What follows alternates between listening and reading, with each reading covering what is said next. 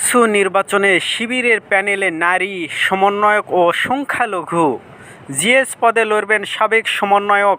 প্যানেলে নারী প্রার্থী রয়েছেন ৩ জন, নির্বাহী সদস্য প্রার্থী ১ জন সংখ্যালঘু। রাজশাহী বিশ্ববিদ্যালয় কেন্দ্রীয় ছাত্র সংসদ রাকসু ভবন। রাজশাহী বিশ্ববিদ্যালয় কেন্দ্রীয় ছাত্র সংসদ রাকসু নির্বাচনের জন্য ছাত্র শিবির নিজেদের নেতাকর্মীর পাশাপাশি সাবেক একজন সমন্বয়ককেও শীর্ষ ২ পদের একটিতে প্রার্থী করেছে। ছাত্র শিবির ঘোষিত সম্মিলিত শিক্ষার্থী জোট প্যানেলে আছেন নারী ও সংখ্যালঘু জনগোষ্ঠীর শিক্ষার্থীও। ২৫ সেপ্টেম্বর রাকসু নির্বাচনের ভোট গ্রহণ হবে।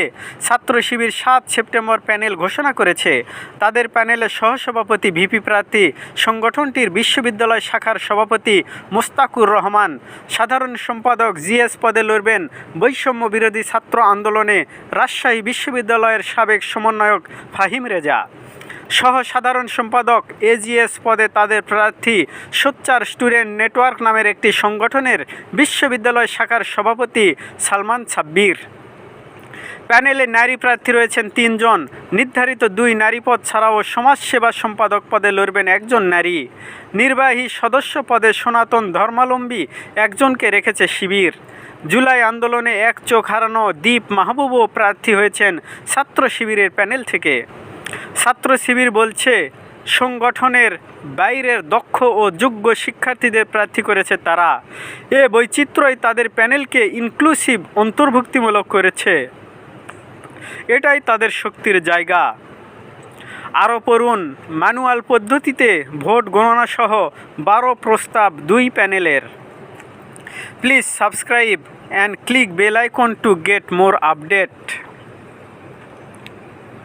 আত্মগোপন ও ছদ্মবেশ থেকে প্রকাশ্যে এজিএস প্রার্থী সালমান সাব্বির যে শিবিরের লোক তা প্রথম জানা যায় প্যানেল ঘোষণার সময়। এটিকে চমক হিসেবেই দেখছেন শিক্ষার্থীরা। সাব্বির জুলাই আন্দোলনের সক্রিয় শিক্ষার্থীদের একজন। তবে কমিটিতে আরও বড় চমক হিসেবে এসেছে সাবেক সমন্বয়ক ফজলে রাব্বির নাম। ক্যাম্পাসে আলোচনা ছিল সাবেক সমন্বয়কেরা মিলে আলাদা একটি প্যানেল করবেন, তবে শেষ পর্যন্ত তিনি শিবিরের প্যানেলে প্রার্থী হয়েছেন।